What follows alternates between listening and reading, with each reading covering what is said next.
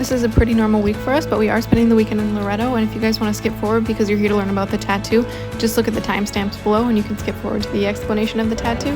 You got a sugar beard? You have a sugar beard?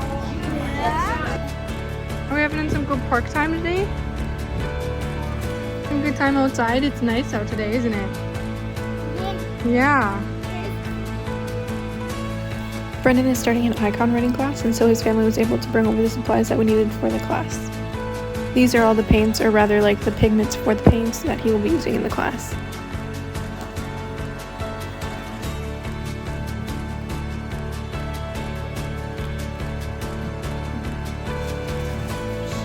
Fish?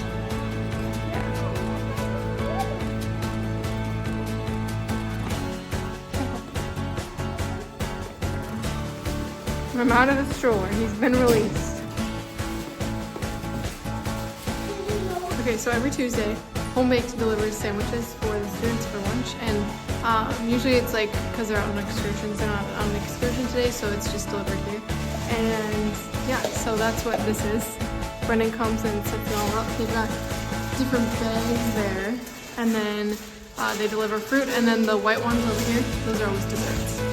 Hey, vloggers. We're on our way to pick up mine and the boys' visas finally. We've got how many months left here? 6 months left, and officially official in Italy. Okay guys, that was probably the most seamless process we've had with the police so far. It was like 10 minutes of being in there, and it was super great. We just had one lady helping us the whole time, and yeah, super great, but they do expire in May, so yeah. Okay, so I didn't record inside the office because I don't know if you can do that, and they had pictures hanging on their wall of like the police like they would in any other police precinct in the US, I would assume. But it was really funny because it was like jet skis in Venice, and then like horses in front of the Colosseum, and like motorcycles like on the Appian. It was just like really funny. So now I want a TV show about that. And of course we had to get gelato to celebrate the success of getting our green cards. Careful, careful. That's a lot of gelato, buddy boy. Pistachio e cioccolato. Sì.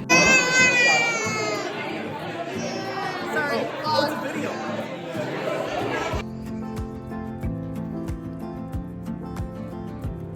What are you eating?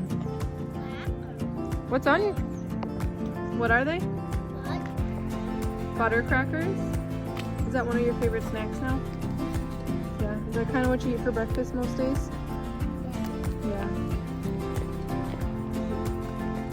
For date night this week, Brendan and I actually took the metro, which I haven't taken since being in Rome, to a Greek restaurant and to a thrift shop that was kind of on the other side of Rome, so that's what you guys are seeing.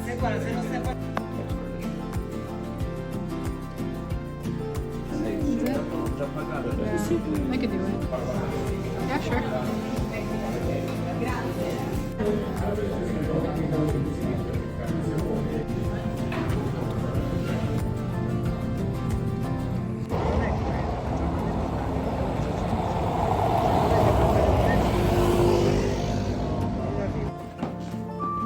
All the way on. Come on, baby. Oh, good job.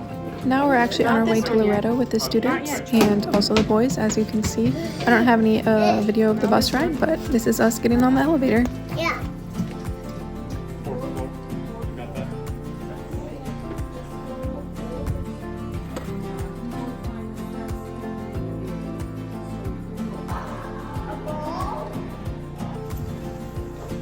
Hey guys, welcome to the channel. If you haven't been here before, thanks for joining us.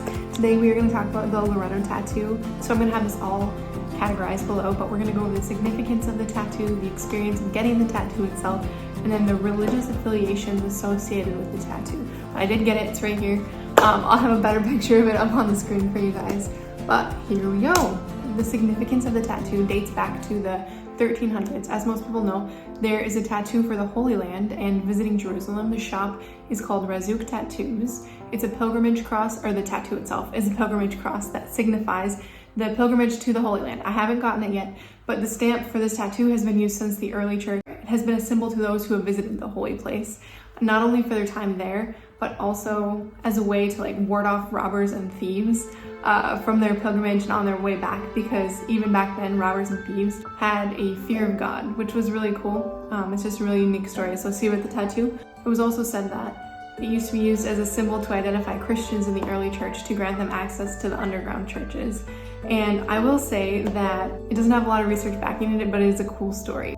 There's also a lot of tradition in the Christian Catholic Church with tattoos.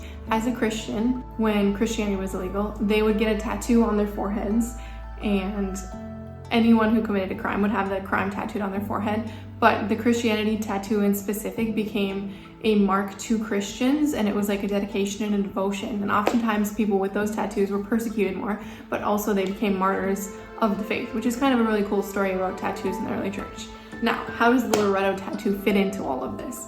Okay, so Loreto holds 3 of the walls of the Holy House. If you're not familiar, it's the house where Jesus grew up in, where Mary was born in, and then it is said to be where Mary had the Annunciation happen. So, how did it get there? Good question.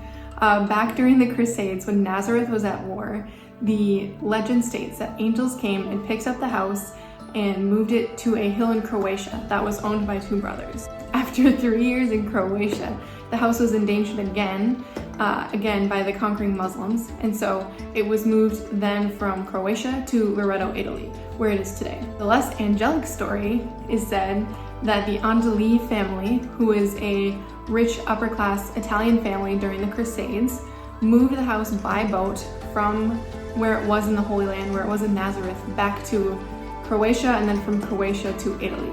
And eventually, they saved it from destruction, which is a cool story. So the house was moved in 1294 and hasn't been moved since. The tattoo of the Holy Land then grew a sister tattoo. So the cross grew a sister tattoo, which is the one that I have, and it is Our Lady of Loreto. So the tattoo is traditionally gotten on the wrist to remember the Passion of Christ. It stands as a reminder to bring the birth, life, and death of Christ's Passion with us every day. So a lot of people know about the Holy Land tattoo. I mean, Father Mike Schmitz did a video about it. I haven't seen a video about this one yet, but maybe he'll do that next. But not as many people know about the sister tattoo. In my experience, it could be because of Father Mike Schmitz, but also Italians don't write a lot of their history down. It's like a verbal tradition that's passed down from generation to generation. It's just it's a very beautiful way of doing it, but for people outside of Italy, it's either in Italian or it's very hard to comprehend just because we're not part of their world. And so this is one of those things that I feel like doesn't have a lot of research about it. So I've been grouping together a bunch of different things and visiting with Razuk Tattoos, but then also Jonathan, who you guys will learn about later. So the tattoo tradition of Loreto dates back to the house moving to Italy. It is claimed that St. Luke carved the original statue of Our Lady of Loreto, which is the tattoo, but the style of the tattoo and of the statue is more like it is from the 14 or 1500s, which makes the specific stamp about 500 years old. We will take a brief pause to visit about Our Lady of Loreto. Okay, so the Our Lady of Loreto statue sits inside the Holy House. When you walk in, she's going to be right in front of you, and it's actually a replica of the original statue because the original statue was burnt in a fire in the 1920s, but it shows Mary holding Jesus with her mantle wrapped around both of them. So as you guys will see, I guess I'll just put a picture of it on here, but it's just their heads and then a mantle wrapped around them. It's very beautiful. The original statue was carved out of spruce, but it was blackened from oil lamps and candles that burned inside the holy house.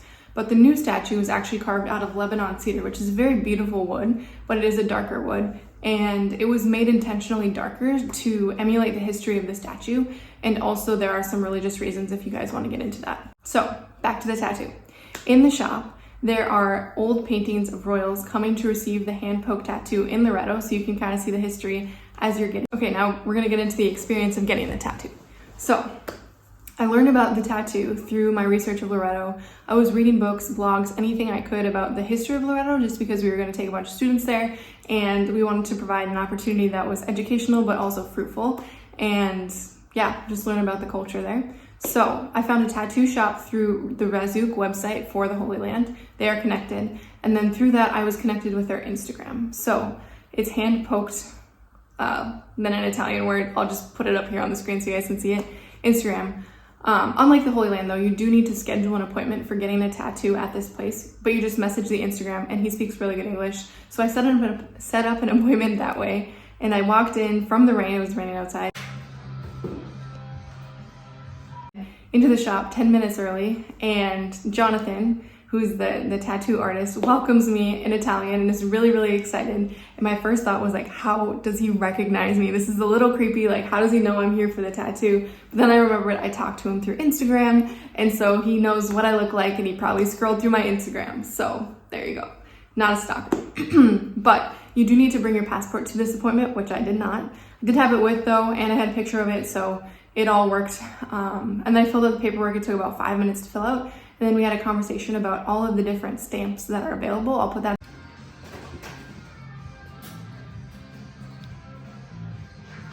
picture up here, but we're gonna come back to that a little bit later because there's a bunch of different varieties. I picked out the traditional stamp and we moved into the back room, which is where he does the tattooing. This was my first experience getting the tattoo, and I was really, really nervous. Honestly, I didn't sleep the night before because Chuck was sick, but the tiredness helped my nerves settle more because I didn't have the energy to be nervous, if that makes sense. But I didn't really know what to expect. It was a hand poke tattoo with the same tools they used to stamp 500 years ago, and it took about an hour and a half to do. And the total cost was 200 euros, in case anybody was wondering. He said it ranges from 150 to 300 depending on which tattoo that you get. He did visit with me for a while he was preparing the tattoo. He claimed that most people got the tattoo on the outside of the wrist facing up, when the outside of the wrist, on the outside of the wrist facing up, so like this. So when your arm is hanging low, like Mary is right side up. I wanted to get it on the inside of my wrist with my hand facing up like this, which is what I did. You guys will see the picture because it was a for me tattoo and not for robbers and thieves tattoo, like the story earlier. It also for me spoke more about the devotion of the Catholic tradition than publicly identifying myself as a Christian. So that's why, or in brief, that's probably why. So anyways, he stamped it on.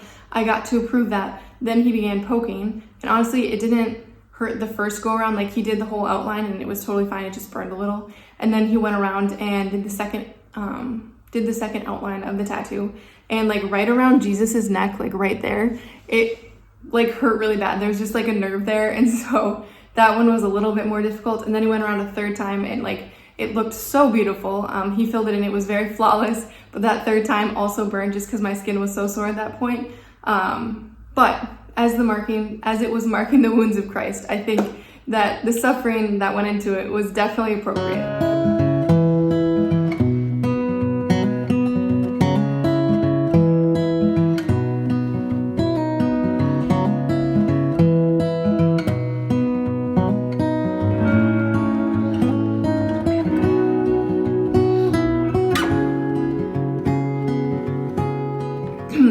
When I was done, he actually explained to me more of the history of the shop and of the tattoo and just like all of the pictures that were on the shop, which was really cool. And he gave me a free t-shirt of the tattoo and a couple stickers, so that was really nice of him. Honestly, I was really nervous going into this whole thing, as I said before, but Jonathan has been doing tattoos for 25 years and he spoke really good English, and he whistled to the American rock music in the background the entire appointment, which was comforting for me because I really like American rock music. And it was a very calming experience. So I do recommend the tattooing experience.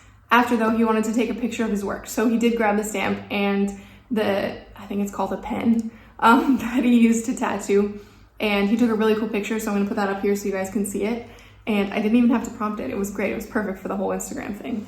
But I'll explain the different religious orders now and how they have different tattoos associated with their order. There are the Franciscan tattoos, there are the Jesuit tattoos, and there are the different variations on the main tattoo for the Christian pilgrims. So that was my experience. Please comment if you have any questions, don't forget to subscribe, and I appreciate all of my viewers. Thank you guys so much.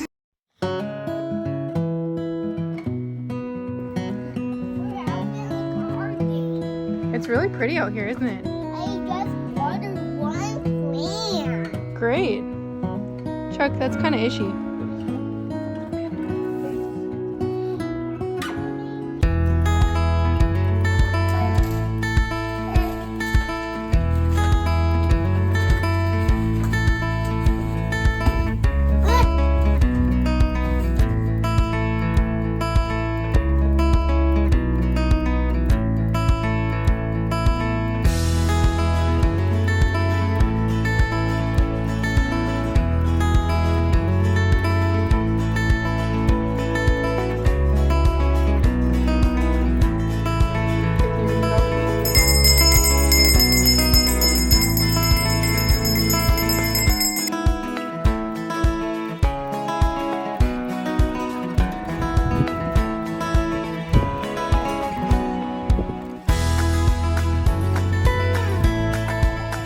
Yeah? You still kind of sad?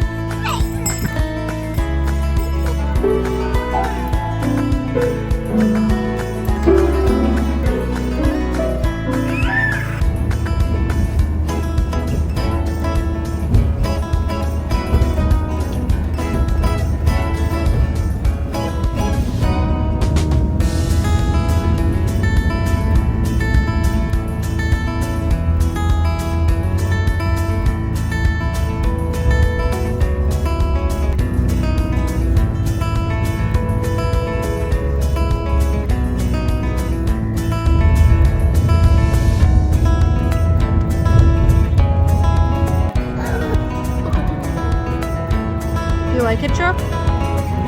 What are you eating? Chips.